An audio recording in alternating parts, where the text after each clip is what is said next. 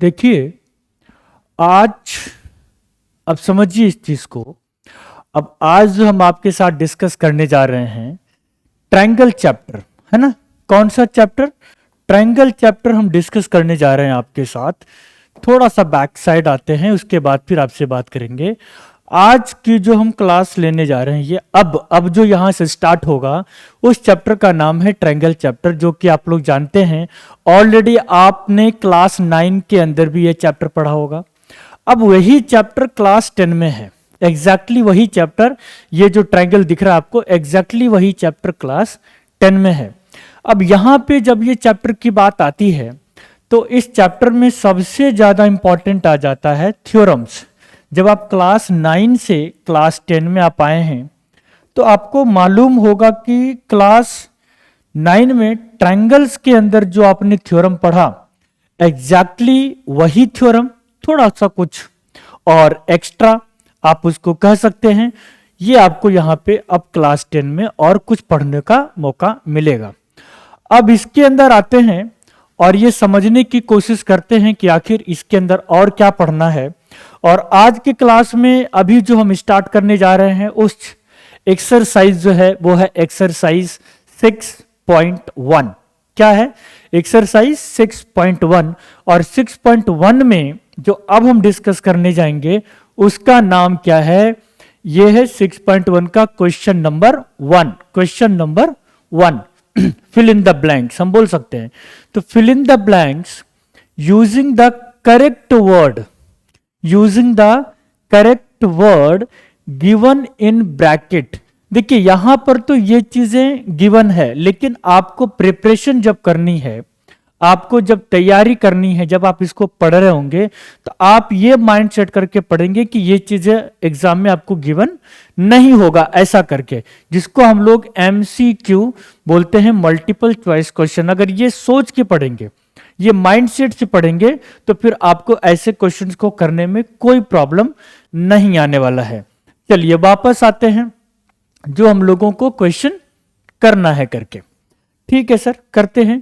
Question number 1, question number 1 क्या कहता है? Sir, all circles are congruent है या सिमिलर है? देखिए, कॉन्ग्रुएंट का मतलब ऑलरेडी आप लोग क्लास 9 में भी जानते हैं, क्लास 10 में भी आप लोग जान लीजिए एक बार दोबारा। कॉन्ग्रुएंट का मतलब है in all respect, in all respect exactly same होना चाहिए। ऑल सर्कल्स, जैसे ये एक हमने एक सर्कल ये लिया, एक सर्कल हमने ये एक और ले लिया।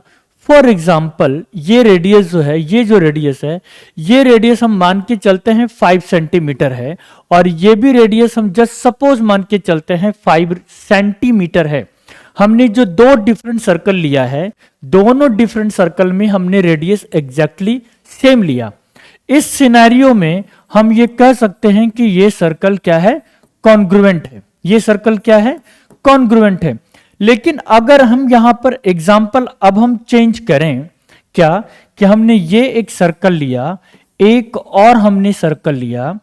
अब इस सर्कल का जो रेडियस है 2 सेंटीमीटर हमने ले लिया, और ये जो सर्कल का रेडियस है सपोज हमने 20 सेंटीमीटर ले लिया। क्या इस केस में, इस सिनेरियो में हम ये बोल सकते हैं कि ये दोनों सर्कल कॉन्ग्रुएंट हैं? Answer is no. इस केस में हम इस ट्रायंगल इस सर्कल को सिमिलर बोलेंगे। पॉइंट इज, यहां पे क्वेश्चन क्या बोला? ऑल सर्कल्स आर कॉन्ग्रुएंट या सिमिलर।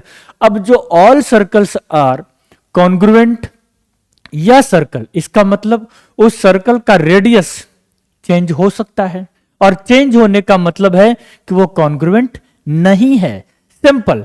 तो इट मीन्स हम थोड़ा सा एक्स्ट्रा इसलिए आप लोग के साथ हम डिस्कस कर रहे हैं, क्योंकि ये जो क्लास है सिर्फ उन बच्चों के लिए नहीं है जो बच्चे ऑलरेडी सिमिलर और कॉन्ग्रुएंट के कॉन्सेप्ट को समझते हैं। ये क्लास उन बच्चों के लिए भी है जिन बच्चों को बेसिक में ही प्रॉब्लम है। ठीक, लेकिन ये क्लास उन बच्चों के लिए भी है जो अपने आप को लगता है कि सर मुझे ये आता है, लेकिन और मुझे कुछ नया सीखना है, कुछ अच्छे क्वेश्चंस करने हैं, तो और भी क्लास आपके लिए है, आगे और भी वीडियोस आपके लिए पड़े हुए हैं। इट मींस आंसर क्या होगा इस केस में? All circles are similar. Wait, all circles are similar, इसका मतलब ये आंसर करेक्ट है। सेकंड क्या है, ऑल स्क्वायर्स आर सिमिलर या कॉन्ग्रुएंट। फिर वही केस आएगा, जब भी कॉन्ग्रुएंट बोलेंगे, जब हम ये कहेंगे कि टू डिफरेंट स्क्वायर कॉन्ग्रुएंट है, इसका मतलब दोनों का डायमेंशन एग्जैक्टली इक्वल है, जो कि ऐसा पॉसिबल नहीं हो सकता। ऑल सर्कल्स आर, हो सकता है ना कि एक छोटा स्क्वायर हो और एक बड़ा स्क्वायर हो, दोनों का डायमेंशन एकदम अलग है, इसलिए ऑल सर्कल्स आर कॉन्ग्रुएंट। ऐसा बोले? बिल्कुल भी नहीं बोलेंगे। क्या बोलेंगे? All circles are similar, not congruent. ठीक है, एक मिनट, इसे मैं इरेज कर दूं। अब देखिए, ऑल स्क्वायर्स आर क्या होगा? सिमिलर होगा। ऑल सर्कल्स आर क्या था? सिमिलर था। अब आते हैं थर्ड पार्ट में। Sir, all what triangles are similar? All isosceles triangles are similar या all equilateral triangles are similar? Isosceles triangle का मतलब क्या? आइसोसेलेस ट्रायंगल का मतलब वो ट्रायंगल जिसके दो साइड आपस में इक्वल हो, but third side that is not equal, that is unequal.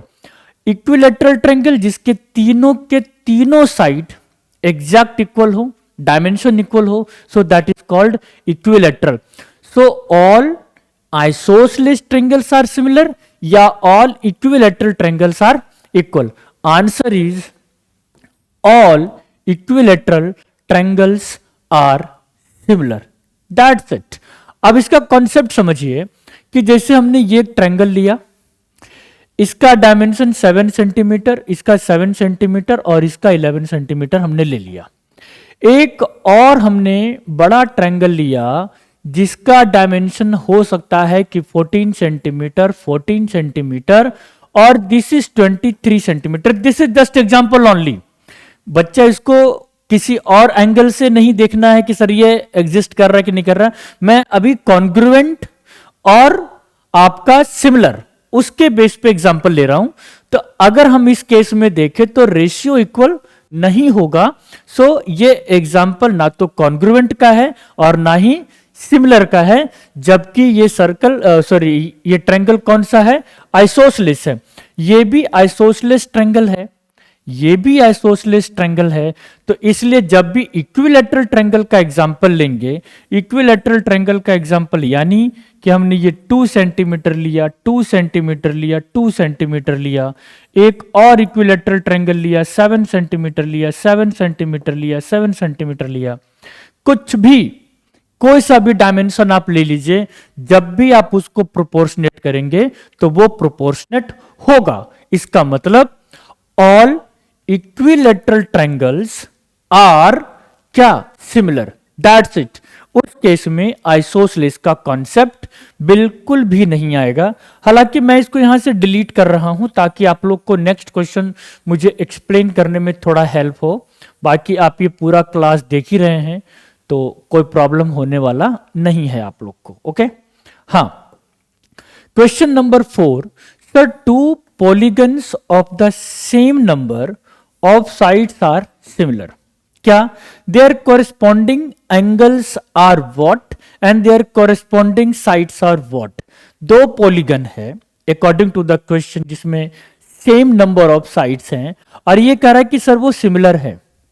ठीक, दो पॉलीगन है, there are two polygons of the same number of sides, number of sides भी एग्जैक्टली सेम है और वो दोनों सिमिलर है, but in which scenario, in which case, क्या कि their corresponding angles are, answer is equal, answer is equal. क्या? Their corresponding angles are क्या? इक्वल। हम ये बोल सकते हैं and their corresponding sides are proportional. क्या? प्रोपोर्शनल। इस तरीके से जब ये कंडीशन सेटिस्फाई होगा तब जाकर के हम बोल सकते हैं कि there are two polygons of the same number of sides are similar. तो अभी हमने डिस्कस किया आपके साथ क्वेश्चन नंबर 1। नेक्स्ट क्लास में, नेक्स्ट वीडियो में हम डिस्कस करेंगे क्वेश्चन नंबर 2। Thank you.